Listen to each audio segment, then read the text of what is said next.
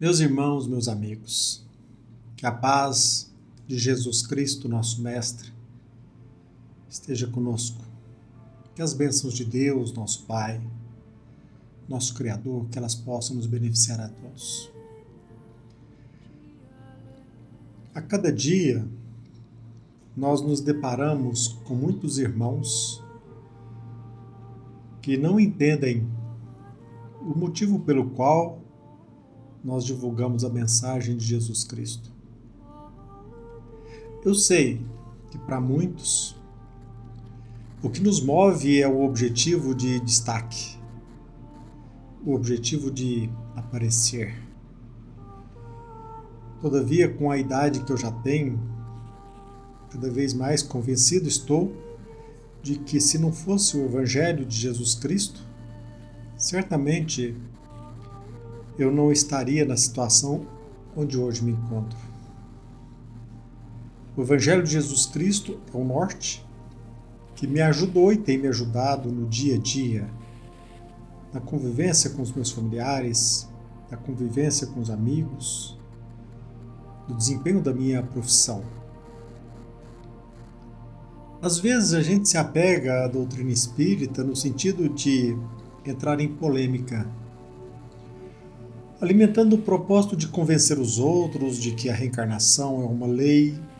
Muitos alimentam o propósito de convencer os semelhantes a respeito da obsessão. Muitas pessoas, eu sei, não têm o menor interesse em entrar em contato com mediunidade. Todavia, o que mais tenho visto é que chega um determinado momento da nossa vida em que, muito embora tenhamos nos esforçado, relegando para segundo plano os interesses espirituais, chega um momento em que precisamos de consolo, precisamos de ajuda, precisamos de encontrar um motivo. Sobretudo quando nós nos deparamos com o próprio envelhecer. Quando nós nos deparamos com a lei da gravidade, com os cabelos brancos, com as enfermidades, ou seja, nós começamos a nos questionar. E se não existir nada que justifique a minha existência, se com o fechar do meu olho, dos meus olhos, a vida deixará de existir, a angústia certamente nos bate, a tristeza. Como gostaria de conviver com os meus familiares. A doutrina espírita nos apresenta a consolação. Fora da caridade não há salvação. Todavia, o Espiritismo nos ajuda a entender a mensagem de Jesus Cristo. Muitas pessoas se afastam das instituições religiosas por se deparar nelas com debates, divisões, polêmicas, embates, contendas. E, obviamente, as pessoas se perguntam como pode? Como pode, entre aqueles que levantam a bandeira de Jesus Cristo, haver tanta discussão, tantas intrigas e até mesmo malícia? Todavia, meus irmãos, Deus, Ele conta com o nosso poder de cooperação. Lendo a primeira lição do livro Pão Nosso, psicografado por Chico Xavier, de autoria de Emmanuel, o benfeitor se socorre a uma passagem evangélica onde Paulo, em Coríntios 1, ele destaca: que fareis, pois, irmãos? Quando vos ajuntais, cada um de vós tem doutrina, cada um de vós tem revelação, tem língua, tem interpretação. Faça-se tudo para edificação. Nós aprendemos, ao estudar a doutrina espírita, que a vida continua, que a mediunidade é a ponte com o plano espiritual, que de fato a obsessão existe, que os desafios se nos apresentam, que contamos com a ajuda da espiritualidade, todavia precisamos contar com a nossa própria ajuda, com o nosso autodomínio. E é natural que cada um de nós, vivenciando dificuldades próprias, limitações, cada um de nós só pode dar aquilo que ainda tem. E é natural que nas instituições, nas organizações religiosas, exista sim conflitos, debates, divisões. E eu me socorro dessa lição Mãos à Obra, onde o Emmanuel cita essa passagem de Paulo, uma carta à igreja, aos Coríntios. Naquela igreja estava existindo muita polêmica, muita divisão e até mesmo menosprezo às lições evangélicas, aos valores morais.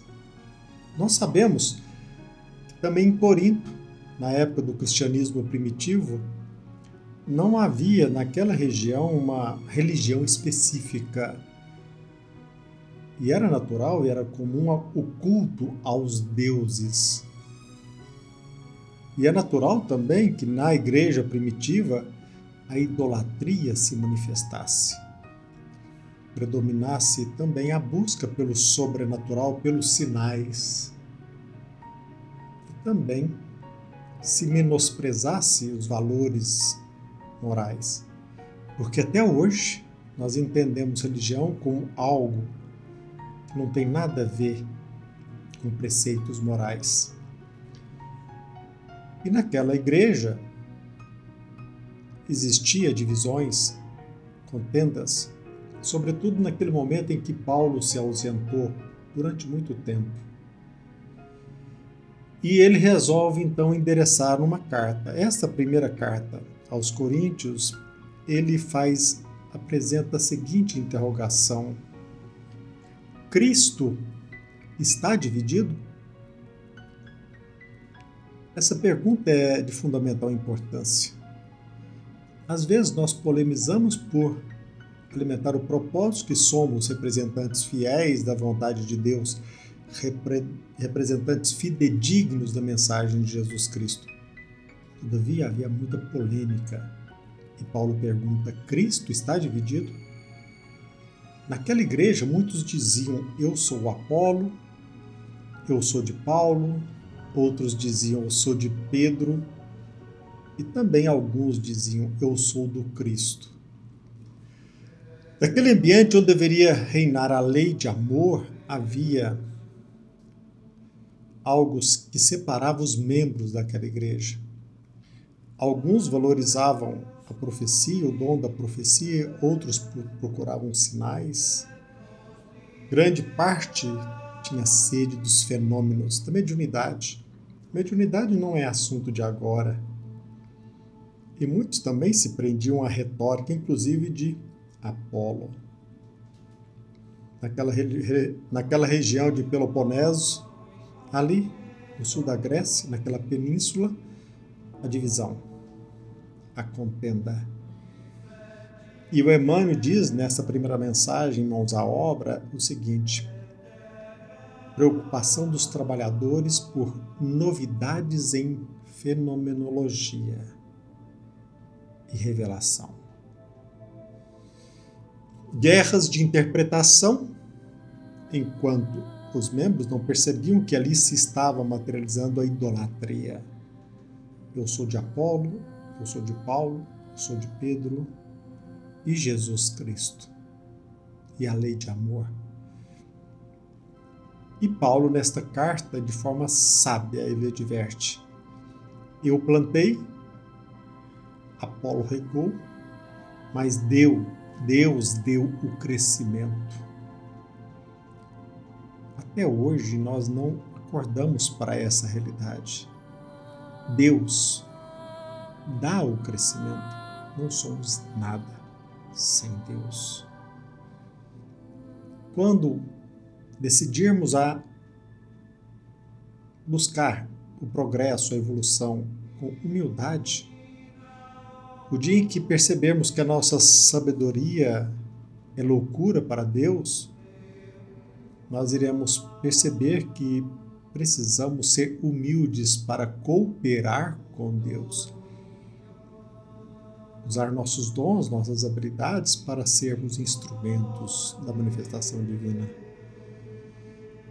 Agora, é importantíssimo nesta carta endereçada pelo apóstolo à igreja de Coríntios, que nós precisamos, como cooperadores de Deus, especular como que nós estamos edificando.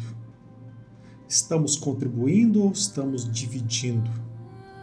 A nossa sede interior é buscar a ascensão espiritual ou fomentar o ego, a idolatria própria? Não somente em sabedoria. Quando é que nós buscaremos Jesus Cristo vivendo a lei de amor?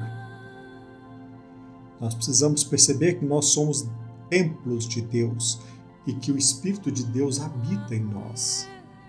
Precisamos, então, retirar a venda, aprimorar os nossos recursos e entrar em contato com Deus. Nós somos templos de Deus, respeitando-nos através de uma obediência aos mandamentos e não nos escravizarmos aos pontos de vista. E é também insana a pretensão daqueles que pretendem seguir Jesus Cristo desprezando, menosprezando os valores morais, as lições do Evangelho. Como cooperadores de Deus, nós temos deveres. E nós sabemos que os nossos deveres, aqueles que nós abraçamos, representam loucura para os sábios, os pensadores, até hoje, para os iluministas da modernidade. Deus, nosso Pai, o cristianismo, Jesus Cristo, a sabedoria dos sábios, representa, na maioria das vezes, loucura para Deus. Hoje, quantos pensadores, filósofos levantam a bandeira do aborto na defesa dos direitos da mulher? Muitos defendem a liberdade plena, fomentando as paixões, a escravização aos instintos. Pensadores, filósofos, iluministas, aqueles que pensam representar os interesses do povo, eles se arrogando do privilégio de ser o porta-voz exclusivo.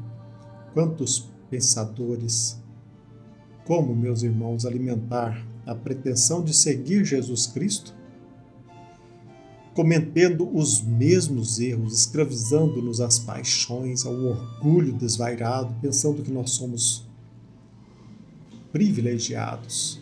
E como veteranos, temos o direito de dizer e colocar um ponto de vista que deve ser acatado por todos.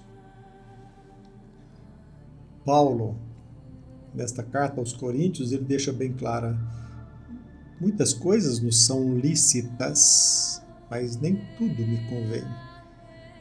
Que brilhante! Percebermos que nem sempre aquilo que a lei nos confere nos é conveniente seguir. Quem nos fez diferente? Paulo pergunta, senão Jesus Cristo.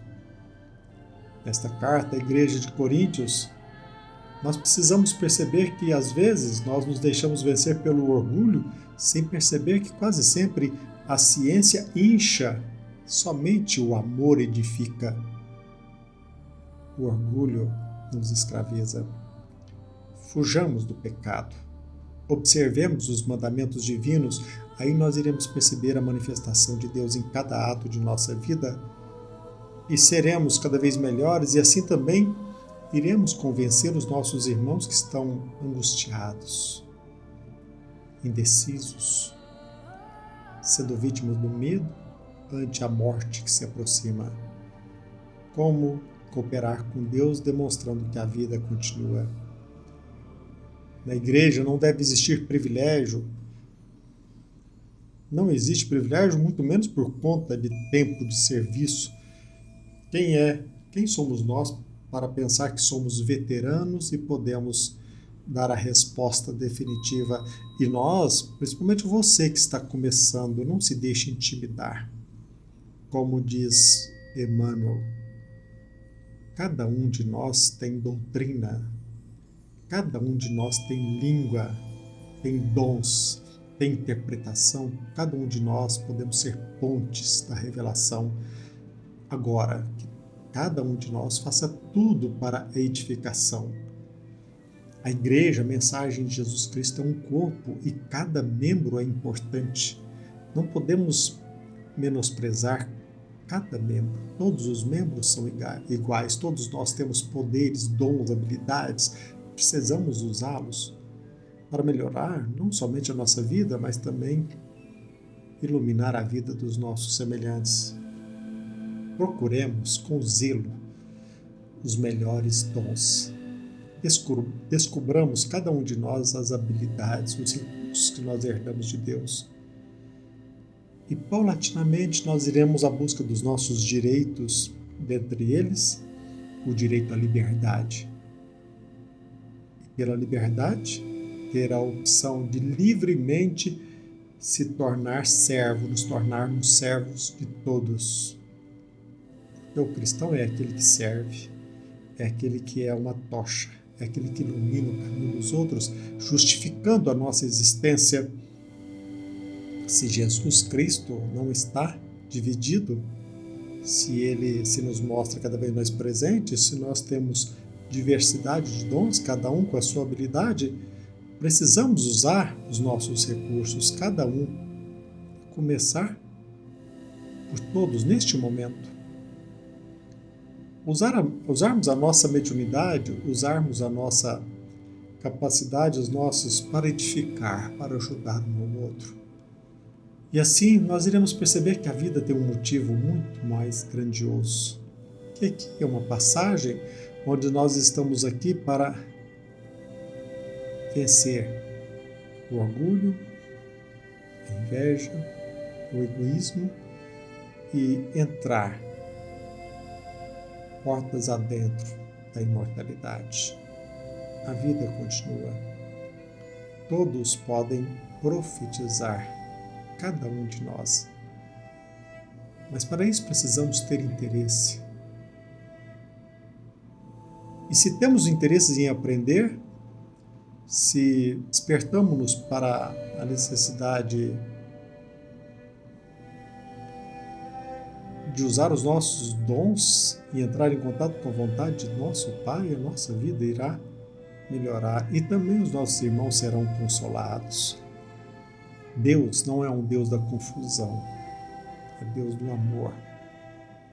Procuremos vencer o nosso egoísmo, nosso orgulho e não nos deixemos vencer pela idolatria de nós mesmos. Procuremos, na igreja que participamos, no centro espírita, em qualquer templo religioso, edificar, submeter o nosso pretenso conhecimento, a nossa sabedoria, à vontade de Deus. Mãos à obra. Que Jesus Cristo esteja conosco e que a paz de Jesus nos ajude cada vez mais a favorecer as bênçãos de Deus. Que assim seja.